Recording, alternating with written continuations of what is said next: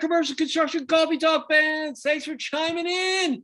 My name's David Corson. I'm your host. I'm also the publisher and editor of Commercial Construction Renovation magazine. Hope everyone's having a great day. Hey, Atlanta Braves, division champions. Freddie Freeman, bottom of the eighth, first pitch, 2 outs. Boom! I was trying to use lefty. Boom! Over the fence. 5-4. Braves go on to beat the Brewers and take the division series. So congrats to the Atlanta Braves. I think LA beat the Giants last night, so they got to go to Game 5 to see who's going to play. And we don't care who we play. So I think we could beat both those teams and end up in the World Series. So go Braves. Way to go, Freddie Freeman. He's got a great story too. So, but it was great seeing it live. And the Chop House over on the west side off I-75 and 285 was going crazy. And like I said on my last podcast, hey, it was a great weekend. Falcons won. Georgia beat, number one. Bama lost. I think the Hawks won. Everything's going right. Braves just beat the Brewers. So, but you never know. The weekend comes, God, we got Kentucky coming in, Georgia, they might get their egos. Hey, we haven't been number one since 1982, and they might let those Wildcats come in and beat them. Hey, Bulldogs, keep your head on straight. Shrink the head, win the game. That's all I got to say.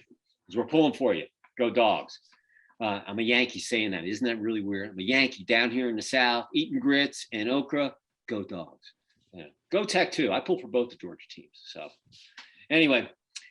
Got a really cool story and a guest today. Another Yankee. His name is Xavier Kawula. He's with Muck Boots, and he's the global senior product manager. Did I get that right, Xavier?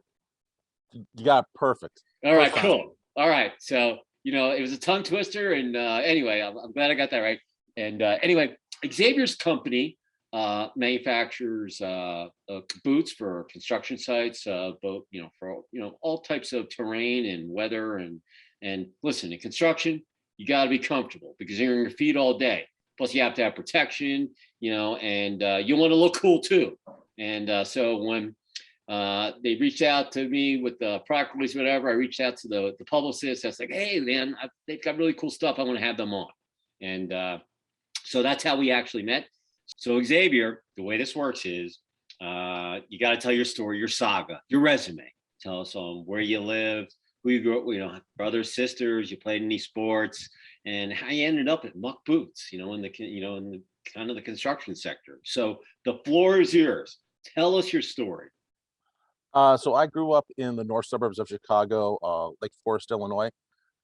If you know anything about the NFL, ever heard of the Chicago Bears playing at Hallis Hall? Go Bears!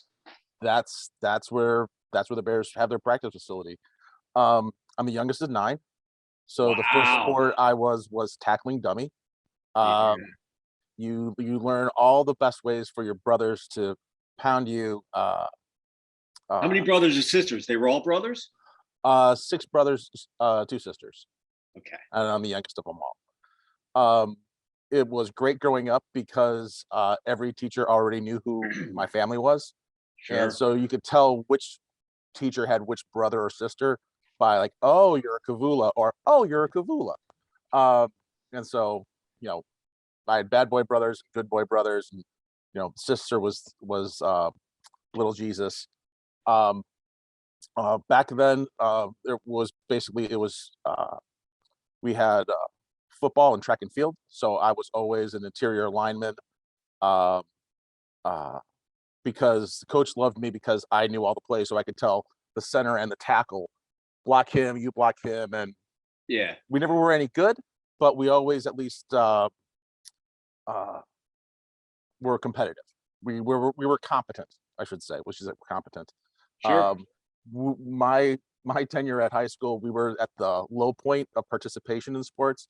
We only had 20 kids on our sophomore team, so I played both ways, which was actually a lot of fun because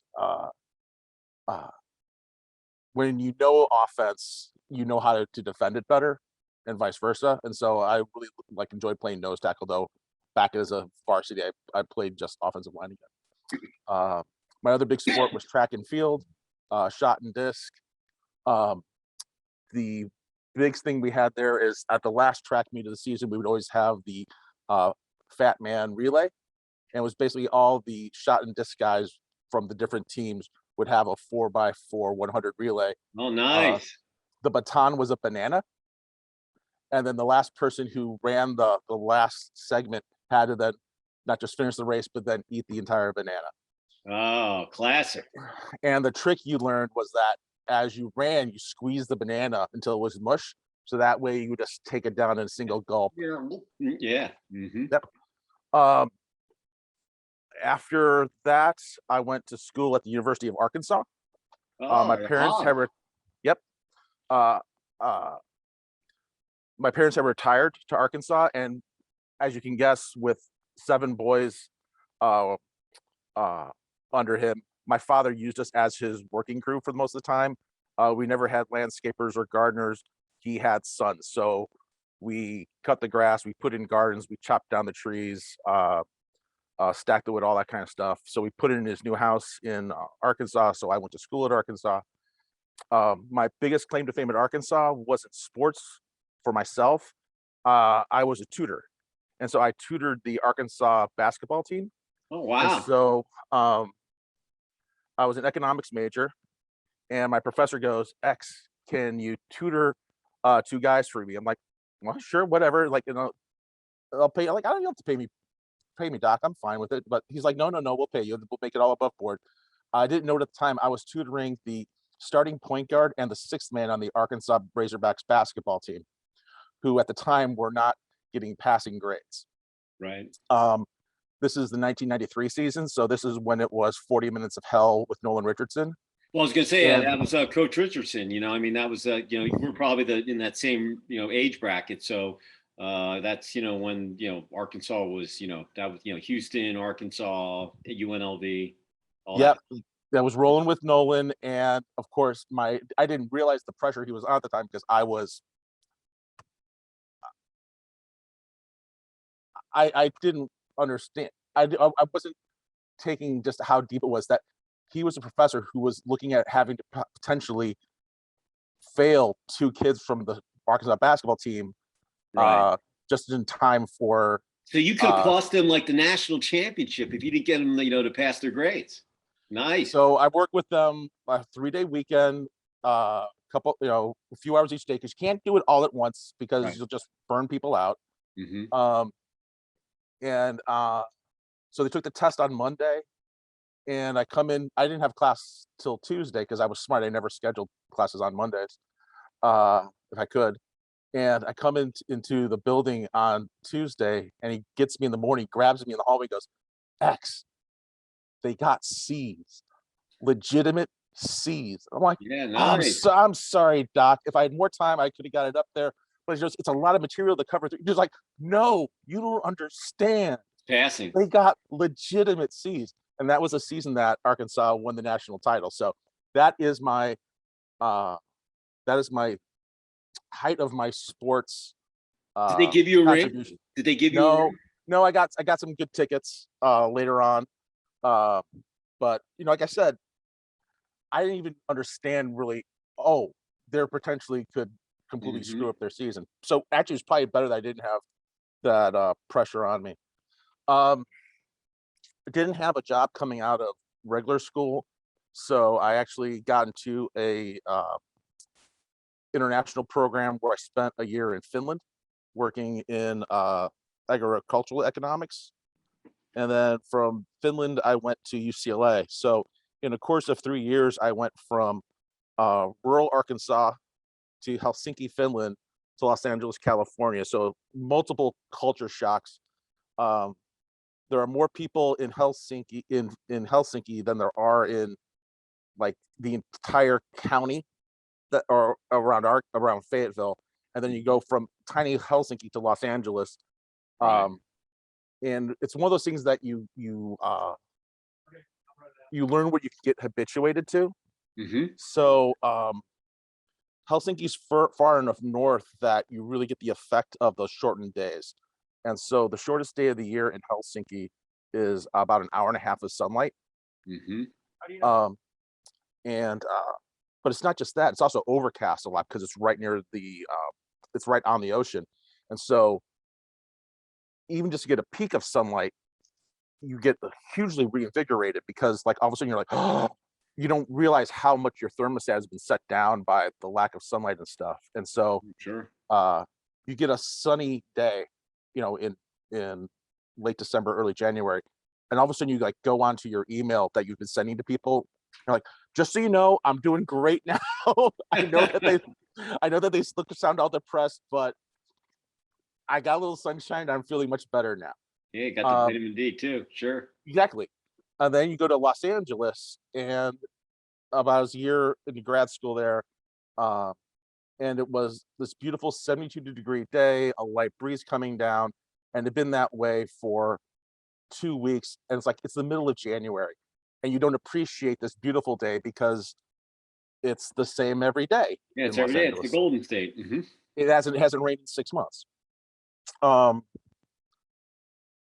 So after that, I still didn't have a real job, so I ended up working. I had a sister in Atlanta, so I lived in Atlanta. I moved to Atlanta to get some part-time jobs while I figured out what I was going to do for my career.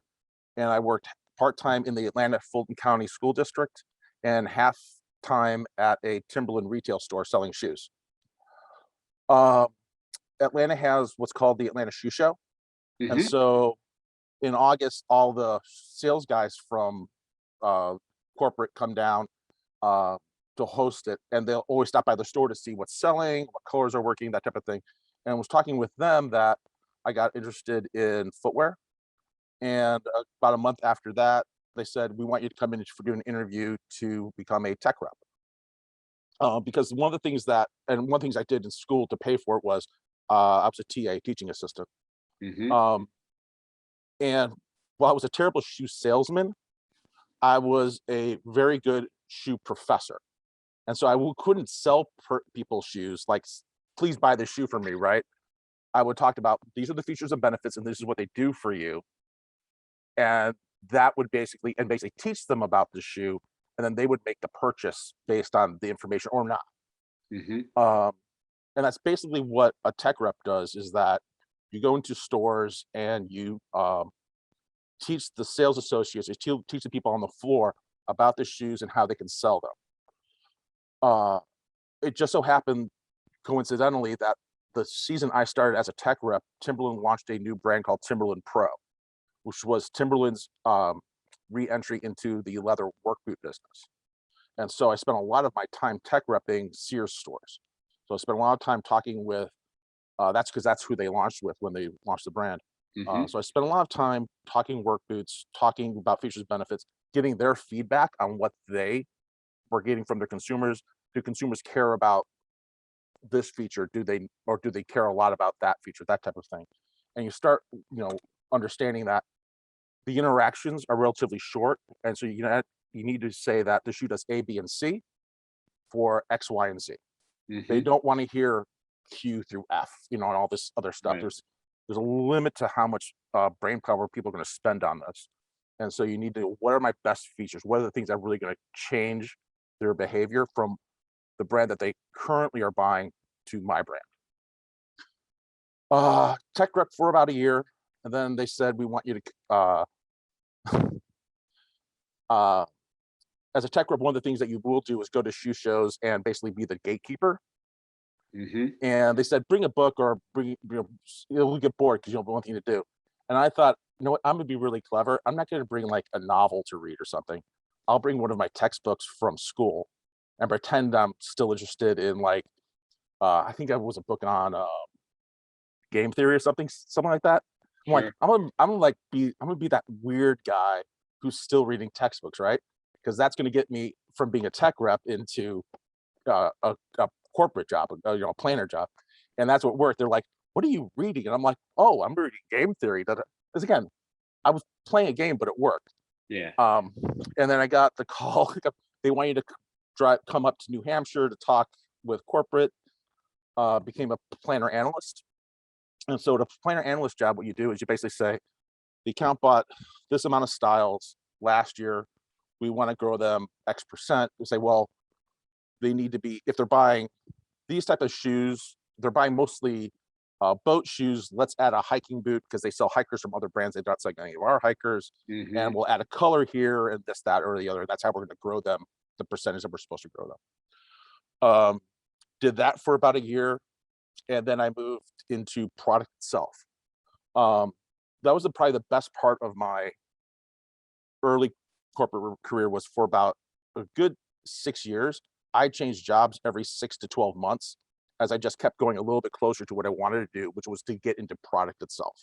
Right. But at the same time, because I put shoes on people's feet, I talked to sales associates. I knew how to plan and analyze a business. I think I lucked out in that I got a good background of all the different stages a shoe has to go through before you actually sell it, before it actually goes out the door. And I went from out the door of a store first, and then kept working my way backwards up the chain. And so my first thing I did when I got into shoe product management, Timberland had a thing called, we had a big emphasis to try and get to greener product. And we had a program called Timberland Boot Company, which was using high-end finish plans to create boots for like higher end stores. But that evolved into what was called Earth Keepers. I think Earth Keepers is still around for Timberland. And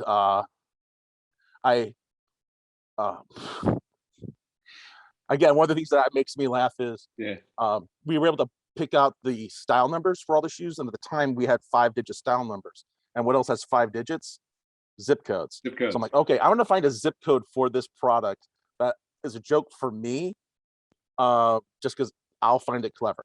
And so I named the first style, I think it's the 16550, and it's still being made today, which is great because you don't get a lot of. So was that your home address, or where? It's a town in Pennsylvania called Man's Choice. Oh, nice. I'm like, it's a dumb pun because it's MANN, but I was just like, I believe the product so much, I wanted to give it a cool number. It's still being used today. That's what's cool. And again, it's a little joke that only I know about, which is great. It might be 15550, but it's one of those two. Yeah. But again, it's just there are products you make because you have to make them. They're a merchandising choice, and they're products you make because you really believe in them. And a lot of the job is just we need to make this color because that color's on trend. We need to make this color because that color's on trend. But other times this is a revolutionary product that's going to break the mold of what shoes can make, or what will break the compromises that people have had to make. From casual footwear, after about 3 years of that, I moved on to Timberland Pro team. At Timberland Pro, we moved into this big anti-fatigue story, which basically took anti-fatigue mats and put them inside the shoes. Mm-hmm. And so we looked at what workers are actually doing, and that's the most important thing to do, is not just guess what workers are doing, but see what they're doing. A lot of it is just standing still. And when you're standing still, your muscles are still working. Your arches, all those muscles in your foot, and your ankles are still working. And if they get tired out, what happens is you start putting stresses on your knees. And when you start doing that, then those muscles tire out and you start putting stresses on your back. So tired feet ends up being a tired back. And once you have a tired back, then you're done. Mm-hmm. And when people have tired lower bodies, that's when they make mistakes with their hands and minds, because they're thinking about their feet, they're thinking about their knees, they're thinking about their lower back pain, and they're not thinking about is my left hand in the right position, or am I getting too close? We're in construction, so safety is, people don't understand. Your feet, you're on your feet all day, and if you're not uncomfortable, that's when things happen. I mean, it's just one of those things. One of the other things I was going to say about your story, you play both offense and defense. So I'm a lacrosse coach. I coach my kid, and the bottom line is I always tell kids, listen, if you play a sport, you should play both sides, both offense, defense. If you're a lacrosse player, learn how to use all the sticks, because if you know everything, you're that much more of an asset to your team. And so you actually took your sports career and applied it to what your footwear because you learned all that stuff to where you are today. I mean, that's a really cool gig. So Yeah, sports, I always put sports with business, always. and always think of, like, again, I'm really, a lot of it always comes back to the fact that, you know, what do consumers actually care about? And whether it's a consumer buying a shoe or a consumer buying a house, or a house owner talking about, renovations, uh, it changes over time. And the thing that you think is really important in 1995 or 2005 or 2015, that can change really quickly. Oh yeah. Um, and then all of a sudden, marble's out and stainless steel is in, or stainless steel is out and wood is in. And uh, oh, what was it?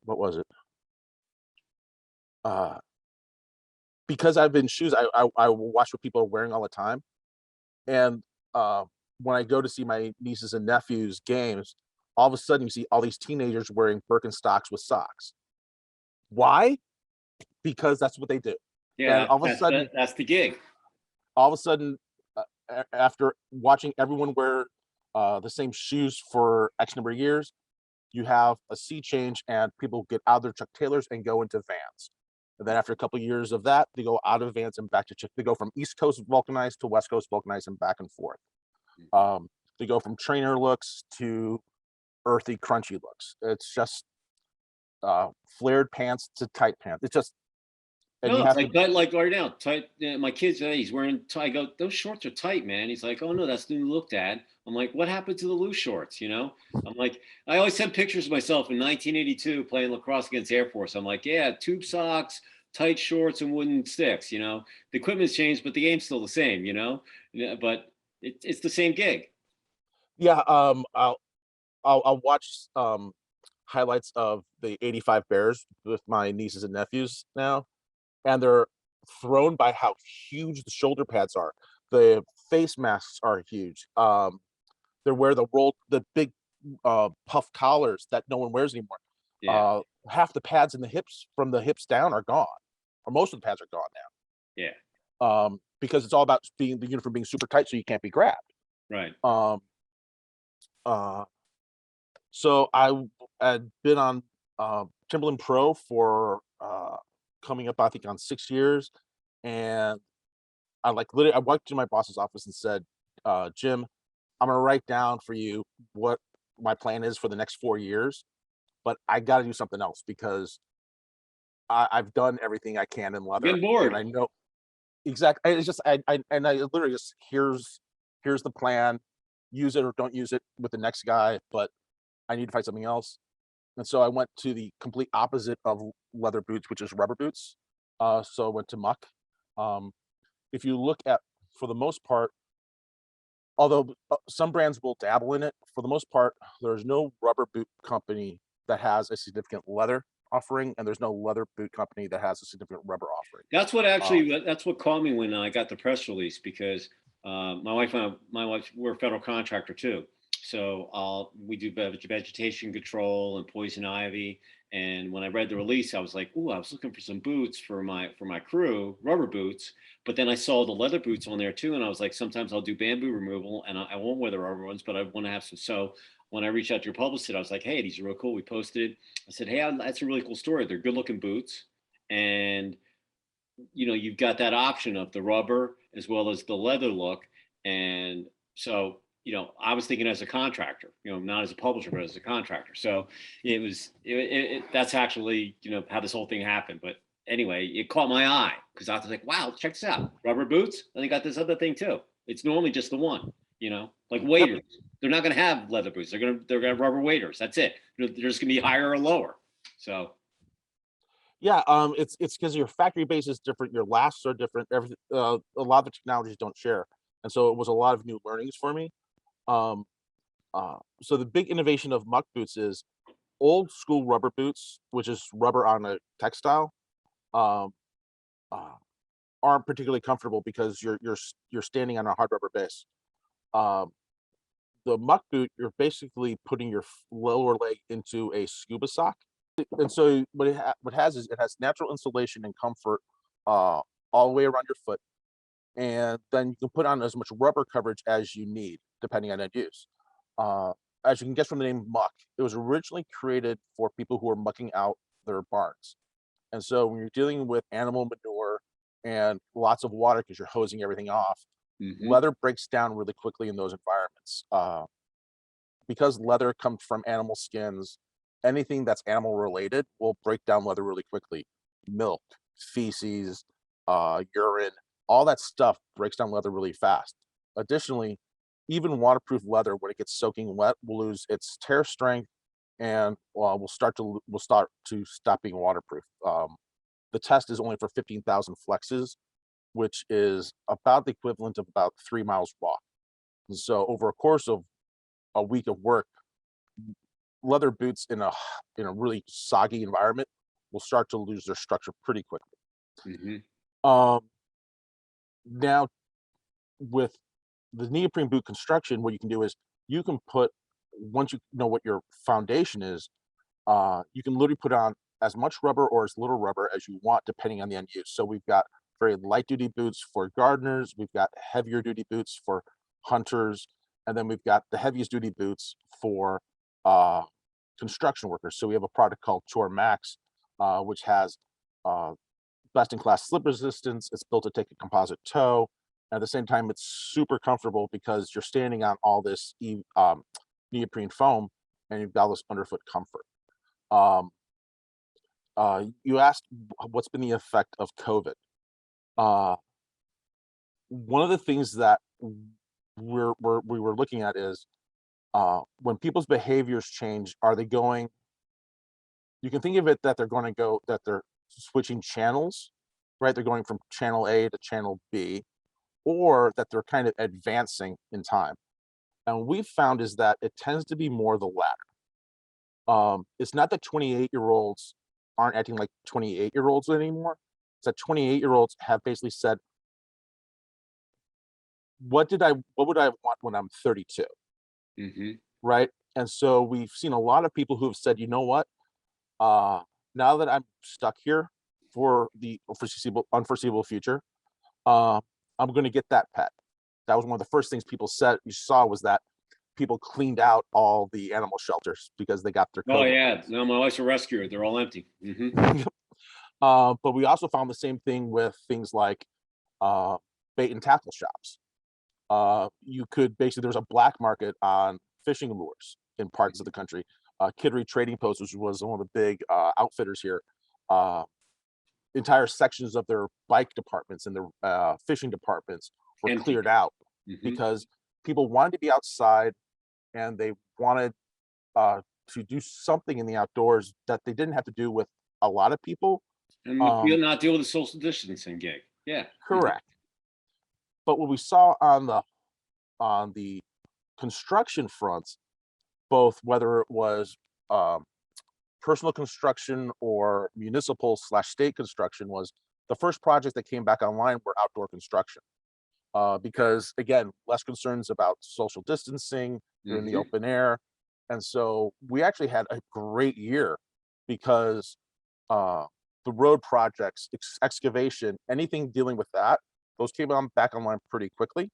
And our boots are perfect for that because when you're standing in, an irrigation ditch for hours at Mhm. a time, putting in pipes, putting in whatever, you're standing in mud, rubber boots are the best solution for that.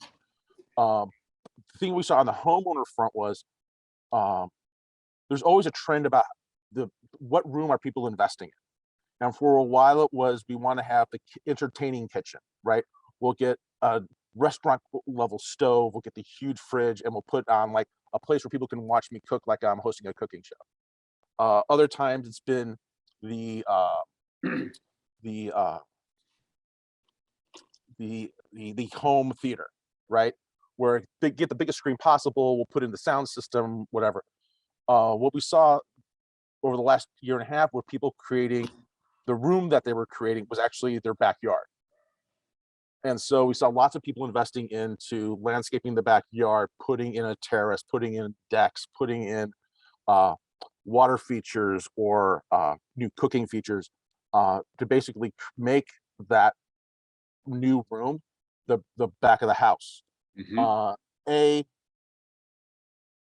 it it dovetailed nicely with people who were going into gardening, and or if they went and you saw people advance their gardening. So if they had flower pots, they went into full-on garden plots. And if they had a garden plot, maybe they put in a chicken coop or Mhm. something else. We saw lots of investment in that, which was again something that worked really well with the products that we're known for and that we're good at. Um, uh, and so for us, strangely enough, the the pandemic and people focusing on the outdoors, people focusing on improving their homestead, uh, it's been great for us. And we've actually, uh, uh, and what we've seen is that, and again, this was a case of why I think it was a case of people um, moving forward quicker in their lives versus doing something completely different for a while, was that we've seen that behavior continue to uh, continue even as restrictions have come off. Like I said, that's why I think it's not that 28-year-olds are behaving like different or 32-year-olds are acting like different 32-year-olds. It's more along that I was always planning on doing this, but now I have the time, now I have the impetus to move forward. And you know what? Let's now we've got the now that we're actually going to use it. Let's put that money into that backyard, and we can have friends over and not worry about uh, whether or not we're The first thing I did in March when COVID hit and it closed down, I redid my deck. That was the first thing I did before lumber prices went up. If I did my deck now, it would have cost twice as much. But that was the first thing I did. I redid the deck and the stairs. And my kid's like, Dad, you should be a contractor. I'm like, well, I come from a contractor family, so it's not a big deal. But I had to keep myself busy. There were no sports on. I went to year so it was lacrosse season, so every Saturday or my wife, I'd be yelling at my laptop, with the Pioneers. So there was nothing going on. So I was like, okay, I'll do the deck, I'll do this. I did these projects. We redid the bait. We put the house on this. I mean, so I was just like everybody else, and um, uh, you know, COVID, COVID was a really, you know what? I learned so much about my business, and I learned a lot about just stuff in general. It makes you sit back, you value what the important things are in life. Family, friends.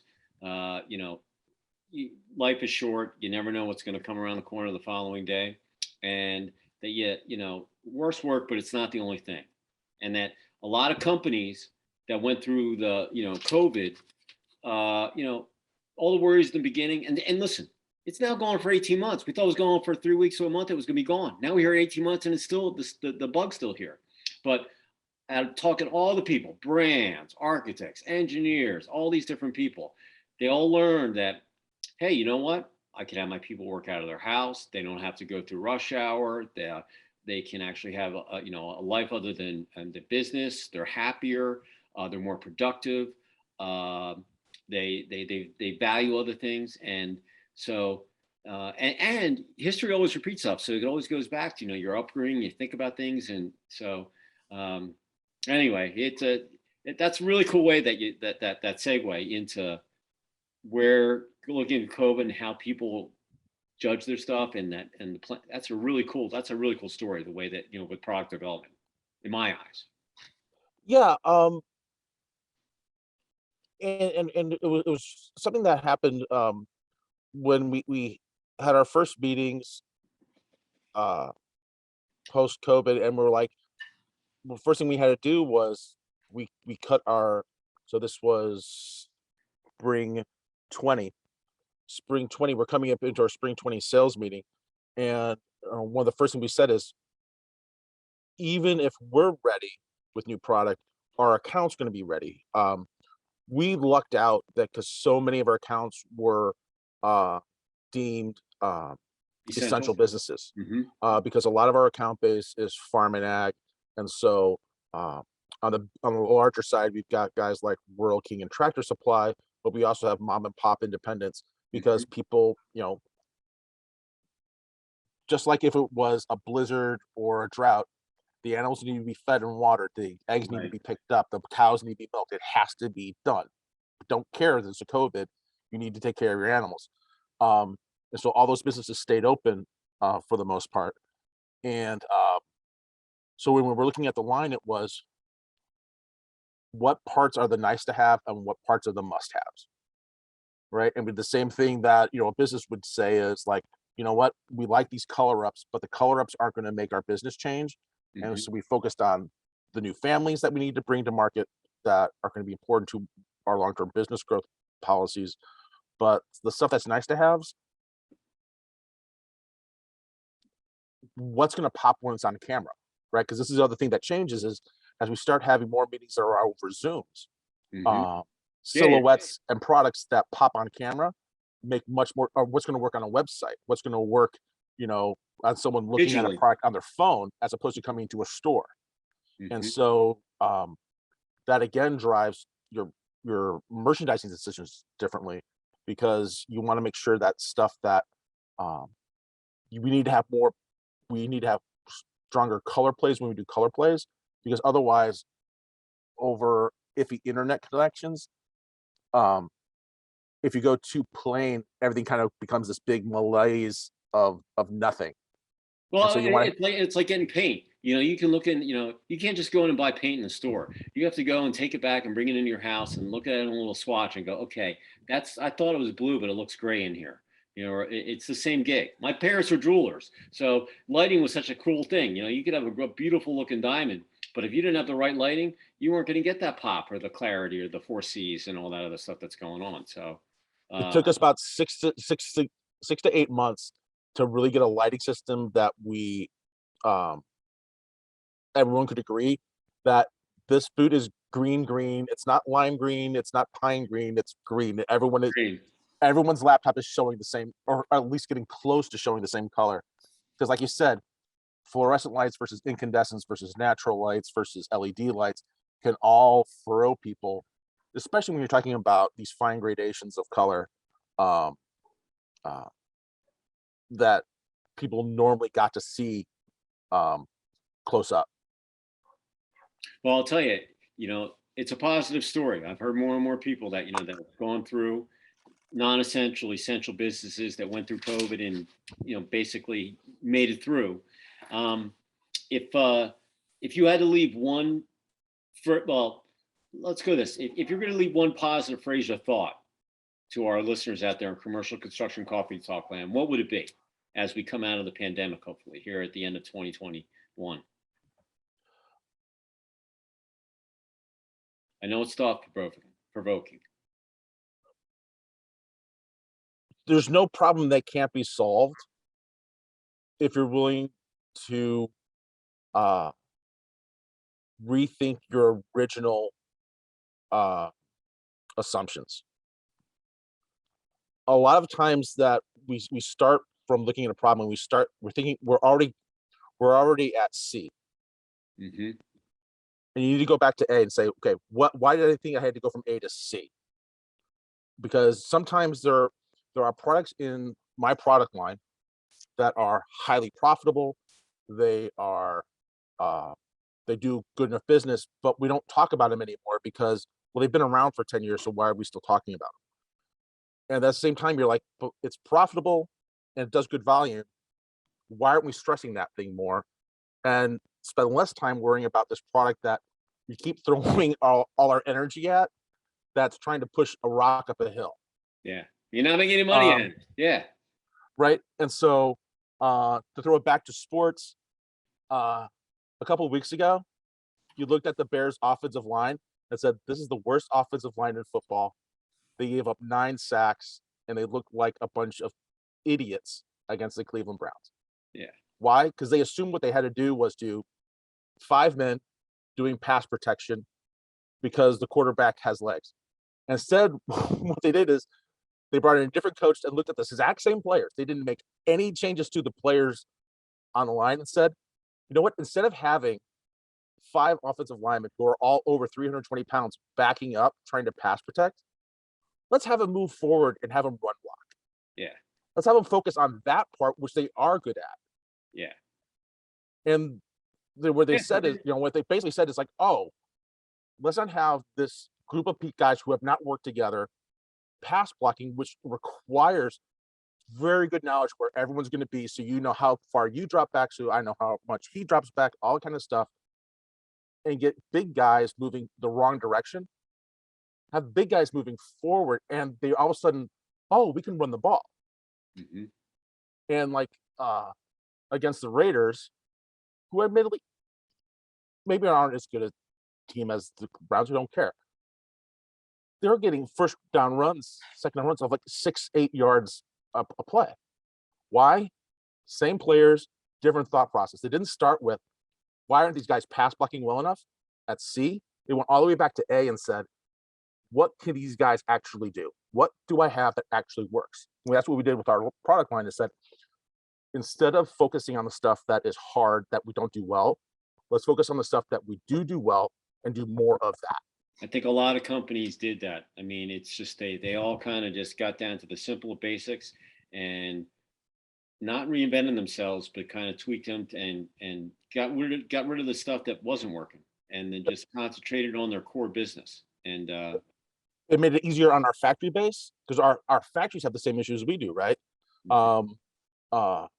You know, there's the COVID is still affecting Asia, and by having the factory focus on fewer things to do them well, it made it easier for there. It made our supply chain easier. It made our distribution center easier.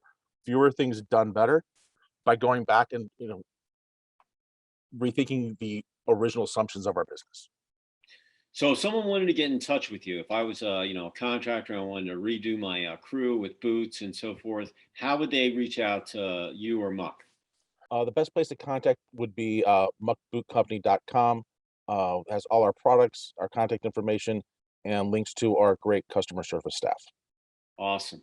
Well, listen, I thoroughly enjoyed the conversation. One of my buds I grew up with, his wife's family was in shoes. She worked for Converse, and it's listen, your feet, it's like your mattress. People don't understand. You spend 8 hours a day easily on your mattress. It's such an important thing. You spend half your day on your feet. You got to take care of your feet. I don't care if you're playing sports or if you're an orthodontist or if you're a clerk or, I mean, I have one of those lifting desks. So I stand on my feet. It's more of a healthier thing to do. And I have both my ACLs done. So I want to have comfortable shoes. When I was playing hockey, I'd even wear socks. I used to get my skates molded so they were like slippers, so I get the feet thing. So thoroughly enjoyed the conversation. For those of you who want to get in touch with me, you can reach me at davidc@ccr-mag.com. I'm always looking for cool stuff, just like they did. They send me a press release. Look, you get on the podcast. So, it's like playing the lottery. You don't buy a ticket, you can't win. So if you don't send me something I can't look at, we'll find it. We got social media, the magazine, all that stuff. We look at everything. So send it to me, and let us make the decision if it's worthy or not. So, with that said, Xavier, have a happy Halloween, happy Thanksgiving, happy Hanukkah. Christmas is going to be here, end of 2021, and 2022 is going to be here before we know it. Hopefully, a lot of the boots will be underneath the Christmas tree during the holidays, and both rubber and leather. And really, really enjoyed the conversation. And congrats to you to getting those guys C's when they won the national championship back, Coach Richardson. That's a classic story, priceless, I have to say. So anyway, say goodnight from up north. My pleasure. Have a great day, everyone. And I'm going to say goodnight from Swanee, Georgia, just below the Beaufort Dam in Lake Lanier. And everybody, listen, have a great rest of the week, and we will see you next time on another episode of Commercial Construction Coffee Talk. See you then. See you, Xavier. You're awesome. Bye, everybody. Thanks, man. Thank you. You bet. See you.